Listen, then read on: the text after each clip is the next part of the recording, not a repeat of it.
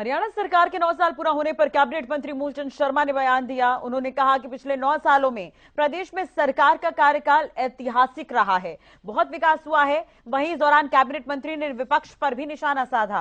उन्होंने कहा कि विपक्ष के पास बुराई करने के अलावा कोई काम नहीं है।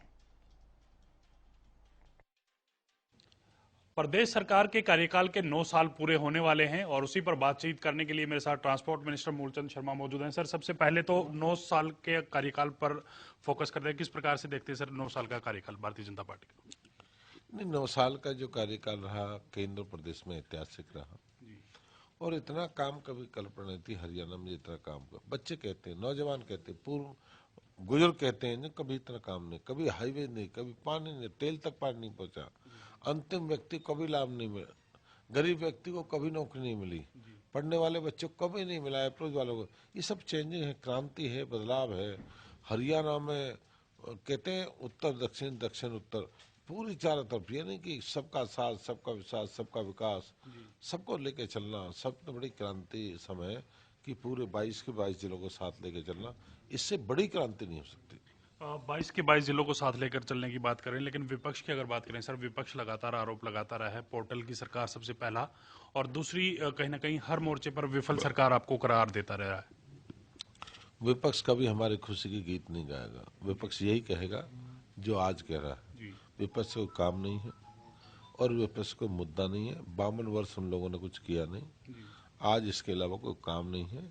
विपक्ष का अपना काम है, अपना मतलब है। अपने मतलब का वैसे कौन विपक्ष है, एक हटा तो पता लग जाएगा। बीजेपी में आदमी कौन एमएलए बनेगा, कौन एमपी बनेगा, कौन क्या करेगा, कि तय होता है। इस पर विपक्ष के पास तो मुद्दा ही नहीं है। एक टिकट मत दो, सारे खराब। एक पद मत दो, वो नाराज है। यहाँ कोई नाराज नहीं। तो जो 2024 को कैसे देखते हैं? पिछले 9 साल के कार्यकाल पर जनता फिर मोहर लगाने का काम करेगी, चाहे लोकसभा की बात करें चाहे विधानसभा चुनाव की बात करें। 2024 का जो ऐतिहासिक पल रहेगा और इतनी बड़ी क्रांति, इतनी बड़ी जोश के साथ लोग वोट देंगे कि सारी देश और दुनिया में जिस तरह के हालात पैदा हुए हैं, जो हालात पैदा हुए हैं, लोग टीवी चैनल पर देख रहे हैं। जिस तरह से अगर देश के प्रधानमंत्री मोदी जी का नेतृत्व देश में ना होता, इतनी बड़ी समिट कराना इस देश के लिए बहुत बड़ी बात है। 140 करोड़ का देश, इतनी बड़ी G20 कराना, सारे देश के प्रधानमंत्रियों का आना, और देश में जिस तरह के हालात से, जिस तरह के आपस में देश चले, ये प्रधानमंत्री के कारण सारी दुनिया इनको लोहा मानती।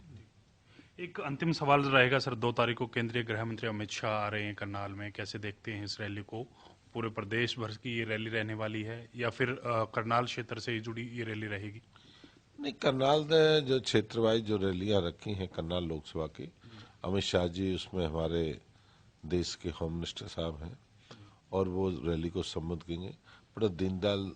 पंडित दीनदयाल उपाध्याय जी का जो सपना था, जो साकार किया है केंद्र प्रदेश में, अंतिम व्यक्ति के अंत्योदय गरीब को क्या लाभ मिल रहा, किसी को कपड़ा, रोटी, मकान, दवाई, इस तरह की सारी चीजें हैं जो लोगों को लाभ मिलना चाहिए। और सरकार ने अंतिम व्यक्ति के लिए, जो अंतिम व्यक्ति पकड़ा पिछड़ा, जो पीछे लाइन खड़ा हुआ, उसके लिए भारतीय जनता पार्टी ने काम किया है। और 2 तारीख को बहुत बड़ा सम्मेलन हो करनाल में, ऐतिहासिक सम्मेलन होगा, बड़ा सम्मेलन होगा और लोग इसको देखेंगे भी। विपक्ष लोग बौखलाहट है, यही तो बौखलाहट है कि अब ये अंत्योदय का कार्यक्रम चालू हो गया। तो बहुत बड़ा सम्मेलन, बहुत बड़ा कार्यक्रम होने वाला है करनाल लोकसभा में। तो देश के आदरणीय होम मिनिस्टर साहब आएंगे और मैं कहूँगा भारतीय जनता पार्टी 10 की 10 सीट लोकसभा में जीतेगी और आने वाले विधानसभा में पूर्ण बहुमत की सरकार बनेगी। शुक्रिया सर बातचीत करने के लिए। तो ये थे ट्रांसपोर्ट मिनिस्टर मूलचंद शर्मा, जिनका साफ तौर पे कहना है कि भारतीय जनता पार्टी की पिछले 9 साल की जो सरकार है उसने सबको साथ लेकर चलने का काम किया है। सबका साथ सबका विकास के नारे को लेकर कहीं ना कहीं आगे बढ़े हैं और आने वाले समय में 2024 की अगर बात की जाए तो पिछले 9 साल के कार्यकाल पर जनता मोहर लगाने का काम करेगी। कैमरामैन राजेश के साथ मैं रवि कालीरमन, हरियाणा न्यूज।